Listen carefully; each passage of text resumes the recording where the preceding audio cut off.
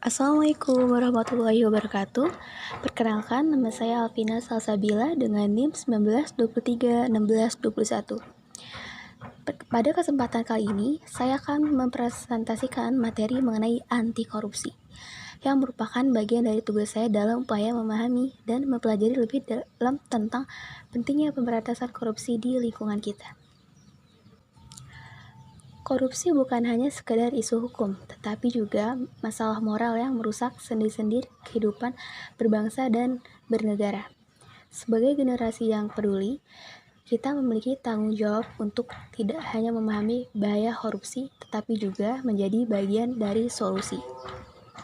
Melalui presentasi ini, saya akan membahas bagaimana korupsi terjadi, apa dampaknya, dan yang paling penting, bagaimana kita bersama-sama bisa berperan dalam pemberantasan korupsi di lingkungan kita.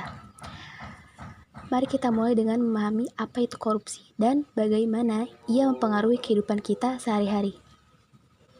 Terima kasih, mari kita lanjutkan.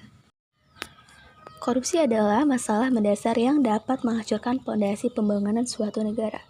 Praktik-praktik korupsi bukan hanya merusak integritas pemerintahan, tetapi juga memperburuk ketidaksetaraan, menghambat pertumbuhan ekonomi, serta menurunkan kepercayaan masyarakat terhadap institusi publik.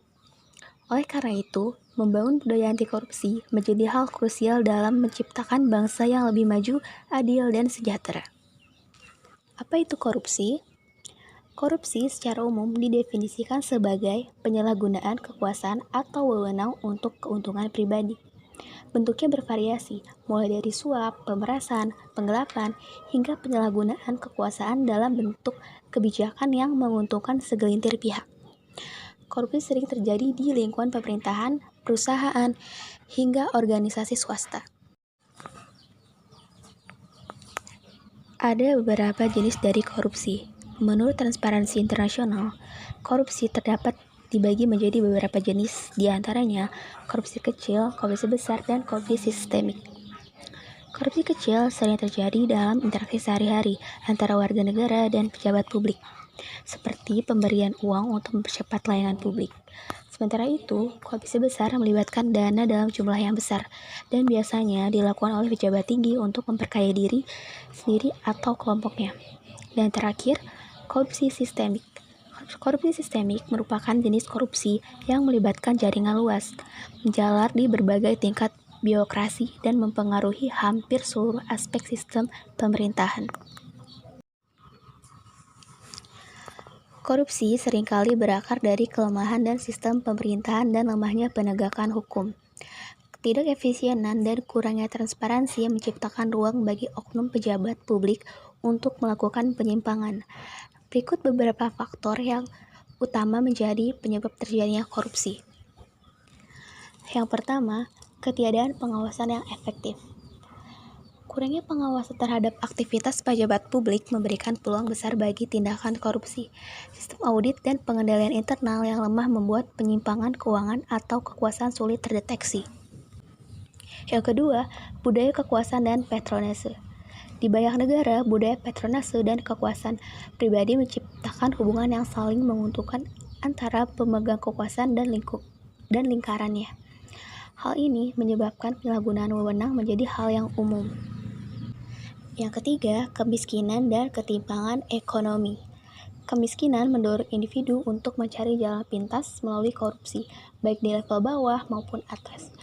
Ketimpangan ekonomi membuat orang merasa terdorong untuk memanfaatkan jabatan mereka demi keuntungan pribadi atau kelompok. Dan yang terakhir, yang keempat, kurangnya kesadaran masyarakat. Masyarakat yang kurang memahami dampak buruk korupsi cenderung pasif dan tidak melaporkan kasus-kasus yang terjadi. Kurangnya pendidikan anti korupsi serta sikap permisif masyarakat terhadap tindakan ini memperparah situasi. Kombinasi dari faktor-faktor di atas menunjukkan bahwa korupsi tidak hanya menjadi tindakan yang sangat merugikan mulai dari individu dan juga kelompok, tetapi juga karena sistem yang memungkinkan terjadinya penyimpangan. Apa saja dampak dari korupsi? Korupsi tidak hanya berdampak pada finansial negara, tetapi juga pada kualitas hidup masyarakat, seperti jalanan berlubang, jembatan yang rapuh, dan fasilitas kesehatan yang minim adalah sebagian kecil contoh nyata dari bagaimana korupsi menghancurkan pelayanan publik. Di kantor pemerintahan, antrian panjang dan pelayanan lambat menjadi hal yang lumrah karena oknum tertentu lebih mementingkan bayaran di bawah meja daripada melayani masyarakat dengan baik. Seperti yang dikemukakan oleh mantan Sekretaris Jenderal PBB, Kofi Adnan, korupsi adalah penyakit yang mengakar dalam menyebabkan penderitaan bagi rakyat dan merampas kesempatan-kesempatan hidup yang baik. Bayangkan, seorang anak kecil yang bercita-cita menjadi dokter, seorang guru, atau insinyur. Namun, seiring berjalannya waktu, ia tumbuh di lingkungan yang syarat korupsi. Orang-orang di sekitarnya terbiasa memberikan uang pelicin untuk mendapatkan fasilitas yang seharusnya bisa diakses oleh semua orang. Pada akhirnya, mimpi anak itu perlahan pudar. Ia mulai berpikir, untuk apa bekerja keras jika yang berkuasa adalah uang dan kekuasaan? Itulah salah satu dampak paling menyakitkan dari korupsi. Korupsi tidak hanya mencuri uang negara, tetapi juga mencuri harapan bangsa dan masa depan generasi penerus.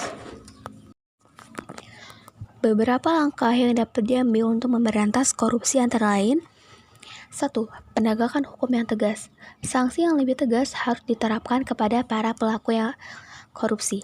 Hukuman yang berat dan adil akan menciptakan efek jera. Kedua, penguatan transparansi publik.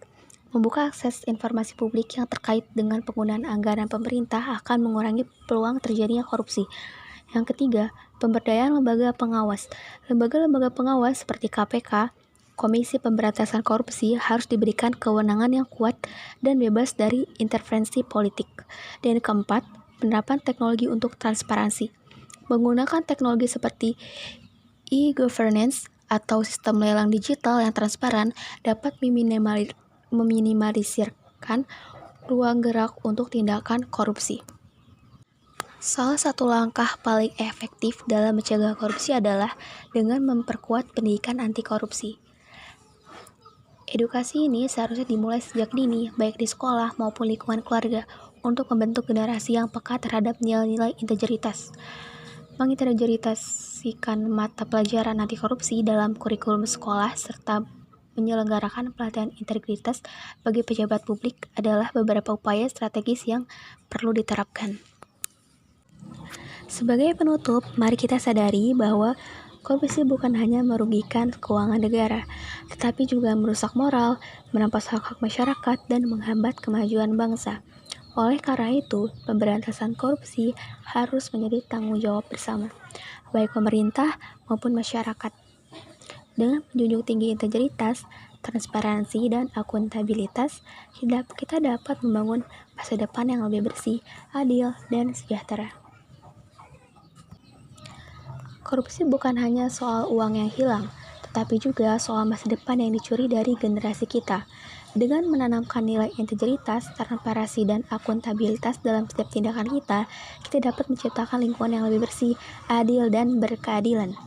Mari bersama-sama lawan korupsi dan mewujudkan Indonesia yang lebih baik.